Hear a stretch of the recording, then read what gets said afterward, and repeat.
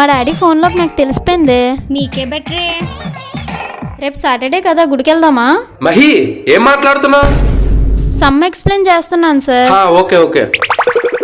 ఈ సాటర్డే సినిమాకి వెళ్దాంరా. సరే మాయా. రే అశోక్, ఏం మాట్లాడుతున్నావురా? ఇలా రా. సార్ సమ్ ఎక్స్ప్లెయిన్ చేస్తున్నాడు సార్. చెప్తే నమ్మేలాగా ఉండాలి కానీ ఉమ్మేలాగా కాదురా.